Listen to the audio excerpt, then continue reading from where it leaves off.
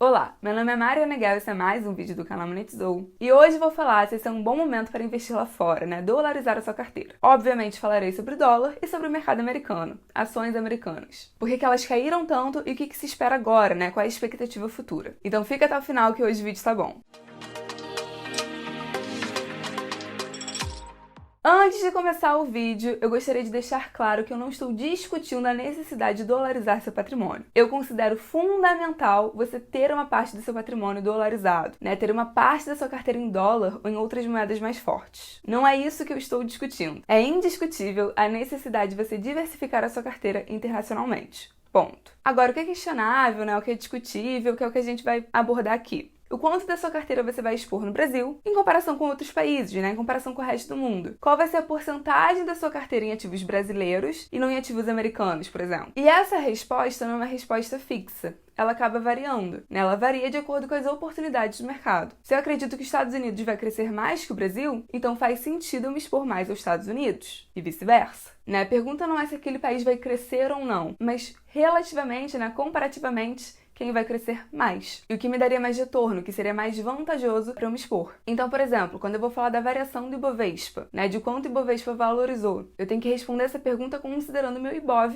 em dólar. Se o Ibovespa subiu, mas o real despencou, minha moeda despencou, qual foi o sentido de eu investir no Brasil? Eu acabo perdendo o poder de compra internacional, quando o grande objetivo de investir é ganhar ou pelo menos manter o seu poder de compra no longo prazo. E quando a gente vai olhar para o histórico do Brasil e comparar com o histórico dos Estados Unidos, por exemplo, a gente vê que realmente faz sentido dolarizar uma parte do seu patrimônio, Não só faz sentido como realmente é necessário, é fundamental fazer essa diversificação internacional. Então, se o grande objetivo de investir é ganhar ou pelo menos manter parte do meu poder de compra no longo prazo, eu vou fazer isso no mercado que mais se provou bem-sucedido em termos de crescimento, em termos de retorno, e na moeda que se mostrou mais bem-sucedida em termos de manter seu valor, que na comparação Brasil e Estados Unidos acaba sendo o mercado estadunidense e o dólar. Ah, Mariana, até consegui entender quando você fala que os Estados Unidos cresceu mais que o Brasil, que o mercado estadunidense valorizou mais do que o Bovespa. Mas como assim a moeda americana se desvalorizou menos que o real? Bem, para começar, desde a independência, os Estados Unidos têm praticamente a mesma moeda. Importante falar isso. A independência americana foi declarada em 1776, foi reconhecida pela Inglaterra em 1783 e o dólar foi reconhecido como moeda oficial do país em 1792 e continua assim desde então. Enquanto isso, o Brasil foi incapaz de manter uma única moeda desde a independência. A gente passou por 9 trocas de padrões monetários. Se você contar as 3 versões do cruzeiro como se fosse só uma, então seriam 7 trocas, mas enfim, troca pra cacete, Moeda pra cacete. Enquanto os Estados Unidos foi capaz de ter uma moeda forte, sólida desde a sua independência, aqui a gente nunca conseguiu esse feito. O que mais aconteceu aqui,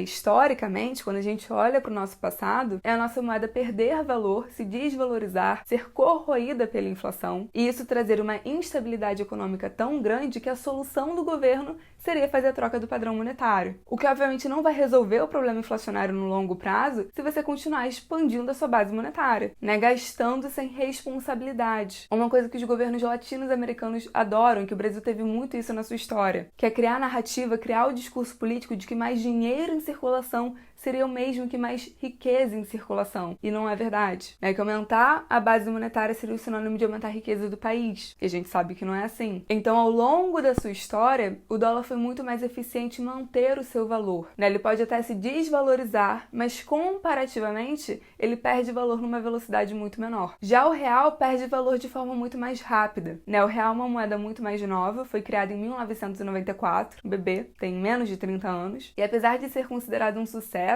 no sentido de não ter se desvalorizado tanto quando comparado com seus antecessores, o real já perdeu mais de 80% do seu valor desde a sua criação, 80% do seu poder de compra desde 1994. Então, assim, no longo prazo, o normal é o dólar se valorizar frente ao real. Tiveram momentos que o real se valorizou frente ao dólar? Tiveram, Por exemplo, com a valorização das commodities, o boom das commodities. Mas foram movimentos de curto prazo que não refletem de fato o que acontece no longo prazo, Foram exceções. No longo prazo faz sentido, querendo ou não, o dólar ser uma moeda mais forte. Primeiro porque, como eu falei, ela se desvaloriza menos no sentido de ter uma inflação menor, Historicamente, a inflação americana não tem nem comparação com a inflação brasileira. E além disso, o dólar é utilizado em várias transações internacionais, é utilizado utilizado como reserva internacional por vários países. Ah, Mariana, mas eu não entendi uma coisa. Você está falando que, historicamente, a velocidade em que o dólar se desvaloriza é menor que o real, porque os Estados Unidos, entre várias questões, teria uma inflação menor que a do Brasil. Mas em vários outros vídeos você falou que a situação inflacionária brasileira estava melhor que a americana. Como assim? Realmente, agora, a nossa situação inflacionária está melhor que a dos Estados Unidos. Mas, de novo,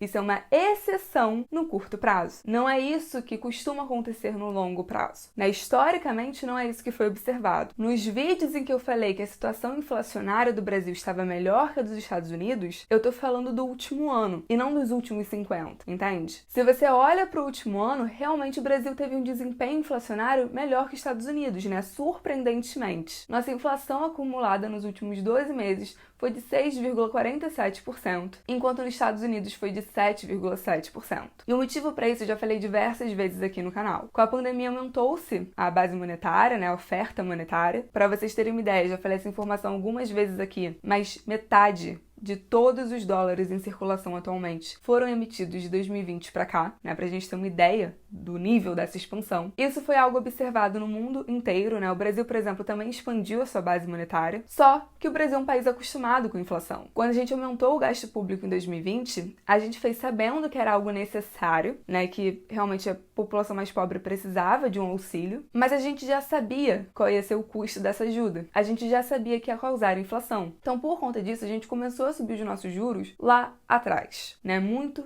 cedo. Foi um trabalho incrível do Banco Central, por sinal. O que fez com que, atualmente, o Brasil fosse um país fora da curva, né? Enquanto todos os países estão passando por questões inflacionárias ainda estão aumentando os juros, o Brasil já está com uma inflação mais ou menos controlada e já chegamos possivelmente no topo da nossa curva de juros. Já os Estados Unidos, ele não sabia lidar com inflação, né? Ele não está acostumado com esses problemas de países de terceiro mundo. Ele não estava acostumado. Então ele fez uma coisa muito errada, que foi subjugar o problema. Ele começou a chamar a inflação de transitória, falou que ia passar, etc, etc. Chegou 2022, a inflação explodiu. Depois ainda veio Rússia e Ucrânia, teve uma pressão por parte dos custos, e de lá pra cá os Estados Unidos está tentando correr atrás do prejuízo. Então eles fizeram um aumento de juros muito agressivo, de forma muito rápida, o que levou o mercado americano para baixo. Então, no curto prazo, o Brasil realmente está com uma situação inflacionária melhor que a dos Estados Unidos, né? Nesse último ano, a nossa inflação foi menor. Mas no longo prazo não é isso que funciona. E agora a gente também está com uma característica muito pontual e muito importante,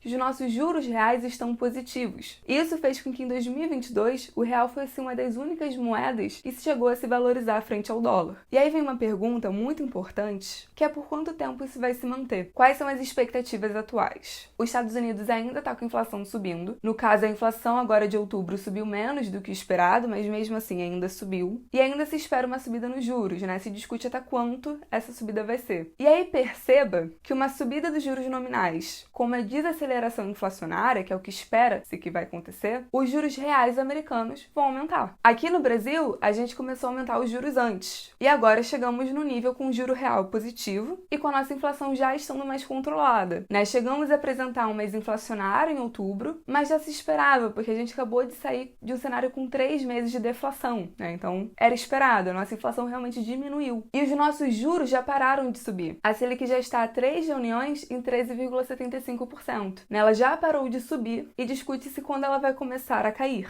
Então perceba que o juro nominal americano está aumentando. Ou seja, os juros reais dele também tá. E quando a inflação americana começar a ceder, o juro real americano vai aumentar bastante, consideravelmente. A gente já tá no cenário de juro real positivo. E o nosso juro nominal tá travado, né? Ficou nesse 13,75 há algum tempo já. E já tá se discutindo quando ele vai começar a cair. Então a única forma da gente aumentar o nosso juro real é se a nossa inflação cair. E aí, qual é a merda? Antes do Lula ser eleito, a previsão do mercado era que a nossa inflação já ia começar a ceder e a gente veria uma queda da taxa Selic na metade de 2023. Eu já falei isso algumas vezes aqui no canal. E agora, né, nessa última quinta-feira, o Lula teve algumas falas com relação à responsabilidade fiscal, não seria algo do interesse nacional, né, algumas falas desse nível. que preocuparam o mercado. E o Banco Central já veio à tona falar que se o fiscal não for respeitado, vai ter uma pressão inflacionária e eles manterão os juros. Mas aí perceba que isso não vai implicar no aumento dos juros reais, porque vai se manter os juros, mas você vai ter a inflação pressionando. E aí perceba que se o Banco Central não reduz a Selic, porque a inflação ainda está pressionando, então meu juro real não ficou mais atrativo, e eu tive um aumento do risco do país, né, aumento do risco fiscal do país, ao mesmo tempo que o dólar aumentou o seu juro nominal, tá com a inflação reduzindo, e aí vai ganhar um aumento de juros reais, o dólar fica mais atrativo. E foi por isso que depois das falas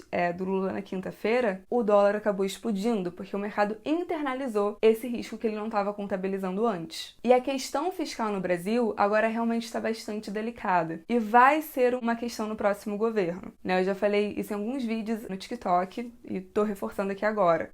Tem-se um desafio de conseguir cumprir as promessas que foram feitas na campanha. Um desafio que o Lula tem agora e que o Bolsonaro teria também caso ele tivesse sido eleito. Por exemplo, Auxílio Brasil. Antes ele era temporário, agora já está se falando em tornar o auxílio permanente e num valor mais alto. Isso vem com custo. E uma coisa é aumentar o gasto do governo. Outra coisa é aumentar o gasto do governo sem mostrar que isso é sustentável, sem mostrar de onde vai vir esse dinheiro. Se tem dinheiro, né? E é por isso que as falas do Lula, sendo contra a ideia de responsabilidade fiscal, acaba assustando. A PEC da transição já vai colocar um furo de 200 bilhões de reais no teto. No teto de gastos. E ela vai fazer isso sem discutir essas questões, sem discutir se o Estado realmente tem dinheiro para arcar com isso. Da onde viria esse dinheiro? Se vai ser com aumento de endividamento? Se vai ter um aumento de imposto? E aí aonde que eu quero chegar? Considerando-se todas essas questões, do histórico do Brasil versus Estados Unidos, do momento atual, dos desdobramentos futuros, das discussões e da expectativa futura, podemos dizer que estamos numa janela muito interessante para dolarizar os nossos investimentos. Será que é a melhor janela? Será que o Lula vai pegar uma equipe econômica mais técnica que poderia reduzir o risco fiscal do país? Não sei, aí já é chute. Mas, de fato, estamos numa boa oportunidade para dolarizar a sua carteira. E aí vamos para a segunda parte do vídeo. Entendemos essas questões com relação ao dólar. E a Bolsa Americana? Será que ela estaria num bom momento de compra? Será que ela teria um bom preço? Porque quando eu falo de dolarização, não é para você comprar o dólar e colocar embaixo do colchão, É para você ter ativos em dólar. Então, a Bolsa Americana caiu muito. Porque, como eu falei, teve uma subida muito brusca e rápida dos juros americanos num espaço muito curto de tempo. E quando os juros aumentam, os ativos de risco acabam se desvalorizando. Normal. As ações das empresas de tecnologia, em particular, acabaram caindo muito. Além disso, o aumento dos juros traz estagnação econômica. O que faz parte do objetivo de você aumentar os juros, para combater a inflação. E, tecnicamente falando, os Estados Unidos está em recessão. Teve queda no PIB por 2 trimestres consecutivos. Mas, assim, eu tô falando de uma recessão com desemprego em 4%, É importante ter isso na cabeça. Tô falando de uma recessão que o McDonald's estava com problema de contratar gente porque o pessoal não queria trabalhar. E aí existe a discussão de que isso vai se aprofundar em 2023, Principalmente se os juros continuarem aumentando. Mas é importante entender que as empresas estão funcionando, entende? Quando a gente olha para a Bolsa Americana, ela acaba refletindo tudo isso. As ações caíram muito, existe a possibilidade de cair ainda mais, principalmente se os juros continuarem subindo. Mas se o seu objetivo é investir nessa empresa no longo prazo, ser acionista dessa empresa nos próximos 5 anos, é impossível não olhar para esse momento e pensar que é um bom momento de compra, E pensar que não teve um puta desconto nas empresas. Então, nesse sentido, na minha opinião, não tem por que ficar caçando fundo. Nessa obsessão de achar um momento perfeito, você pode acabar perdendo o momento ideal, entende? Agora, a gente acabou de ter o período de resultados lá fora, do terceiro trimestre, e a gente vê que tem algumas empresas que, assim, honestamente não faz sentido a queda que teve das ações. Por exemplo, o Facebook faz sentido, Além de juros, além de tudo isso, a empresa está passando por problemas, Está passando por questões de aumento de custo, de investimento em metaverso que ainda não teve retorno, teve que fazer uma série de demissões. Essa é uma empresa que, assim,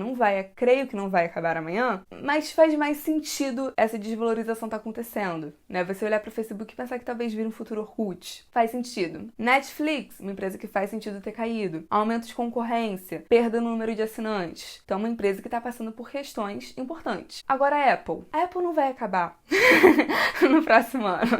Sabe, ela não vai acabar no próximo ano. Google teve uma queda nas ações de 30%. O Google é uma empresa de tecnologia que, enfim, atua em vários setores. Um dos principais é como ferramenta de busca. É um monopólio nesse mercado em particular. E isso não mudou, entende? A única questão do Google é que ele acaba ganhando com crescimento global. É literalmente isso. Se as empresas estão crescendo, se as empresas estão dando lucro, então elas vão gastar mais dinheiro com propaganda. E ele ganha dinheiro com propaganda, exatamente.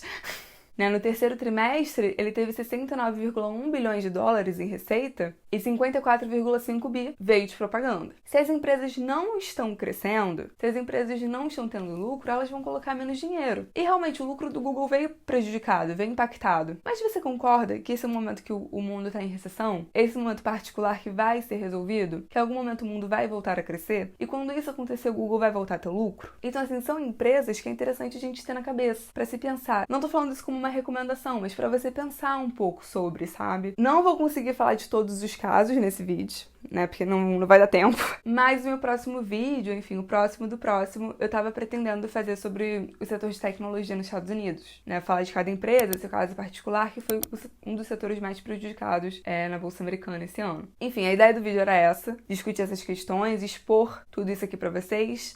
Dá um like se vocês gostaram, comenta o que vocês acharam. E é isso, até o próximo vídeo.